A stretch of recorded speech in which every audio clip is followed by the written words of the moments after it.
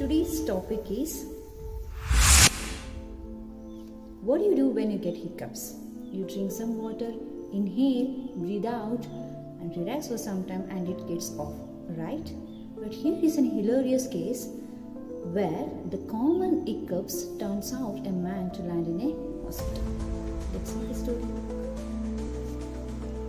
ಇದೇ ವರ್ಷದ ಕಳೆದ ತಿಂಗಳ ಏಪ್ರಿಲ್ನಲ್ಲಿ ಲೆಬನಾನ್ ದೇಶದಲ್ಲಿ ಒಬ್ಬ 65 ವರ್ಷದ ಚೈನ್ ಸ್ಮೋಕರ್ ಆದಂಥ ಒಬ್ಬ ವೃದ್ಧ ಸತತವಾಗಿ 4 ದಿನಗಳಿಂದ ಬಿಕ್ಕಳಿಕೆ ಸಮಸ್ಯೆಯಿಂದ ಬಳಲ್ತಿರ್ತಾನೆ.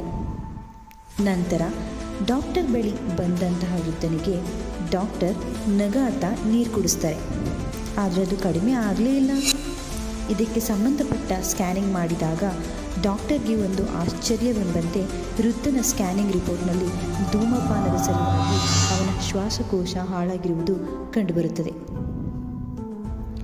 ಇತ್ತೀಚಿನ ದಿನಗಳಲ್ಲಿ ಹೊಸ ಕಾಯಿಲೆಗಳು ಬರುವುದು ಸಹಜವಾಗಿದೆ ಎಂಬುದು ಎಷ್ಟು ಸತ್ಯವೋ, ಇರುವ ಕಾಯಿಲೆಗಳಿಗೆ ಹೊಸ ರೋಗ ಲಕ್ಷಣಗಳು ಕೂಡ ಮಾರ್ಪಾಡಾಗಿರುವುದು ಈ ಕಥೆಯಲ್ಲಿ ತಿಳಿದುಬರುತ್ತದೆ.